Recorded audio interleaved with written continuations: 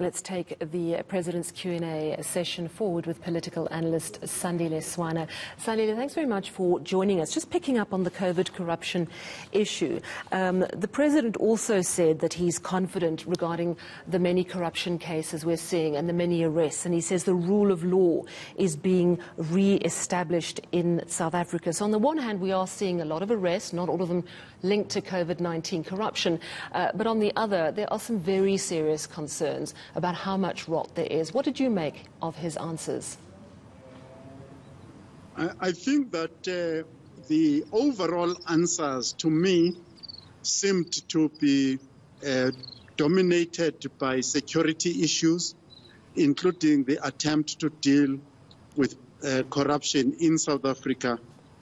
Now, one of the issues here is that the President, when he announced the COVID-19 program, he then asked South Africans, I suppose more specifically the members of his party, the staff members of the government and the elected public servants, that he doesn't want to launch a commission after this. Therefore, there must be no theft of these funds and resources.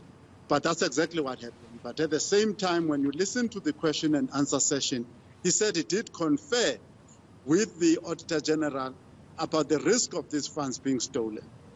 And it became clear once the program rolled out that the procurement was not centralized. It was all over the country, and it was impossible to track it, number one. Number two, National Treasury had waived the normal procurement regulations under which a lot of money gets wasted and stolen when the regulations of National Treasury are at full strength. So they relaxed those, and then it became a free-for-all. And the President admitted that they made a mistake. But of course, that mistake was clearly predictable if you just looked at the previous statistics of how funds year in, year out are being stolen. Of course, municipalities are also the site of a lot of corruption. We have seen some arrests around potential corrupt officials there, but this issue came up. The President saying our municipalities couldn't be much worse, but he was quite upbeat that there was a plan to rescue our municipalities.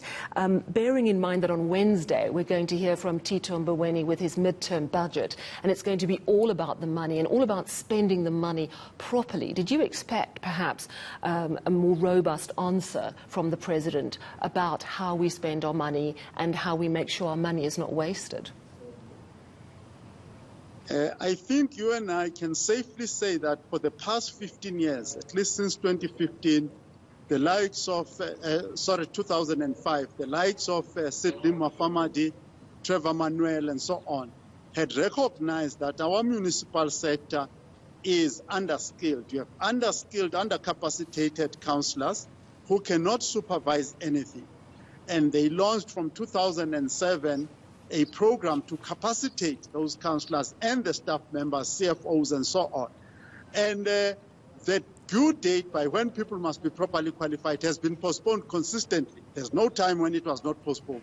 So the capacitation, first of all, if you are going to handle the types of monies that are handled in municipalities, there has been no success in the past 15 years. And right now, every minister, whether it was Trevor Manuel, whether it was Willem Kize, whoever had anything to do with this, was always upbeat. And Cyril Ramaphosa, no exception, he is as upbeat as all the others before him.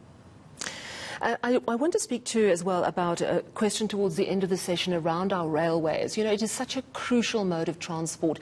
It is a cost-effective mode of transport, and bearing in mind that so many South Africans are still living so far away from where they work, it's a vital lifeline for people. What did you make of his answers on attempts to improve security at the railways and actually pull the railways out of the doldrums that they're in? The first problem that he addressed, and I think for those who come from outside the transport sector and the security sector, it sounds spectacular. I mean, using drones to monitor the stations and the railroads around the country, flying in the air and having armed responses at strategic places. It's quite clear that he's been spending time with quite sophisticated people. But what is actually quite saddening, though, is that we used to use these railways during apartheid in the early parts of the democratic government, quite reliably, and our people were being transported. I used the South African Railways to go to the boarding schools out in the Eastern Cape from Johannesburg, quite reliably.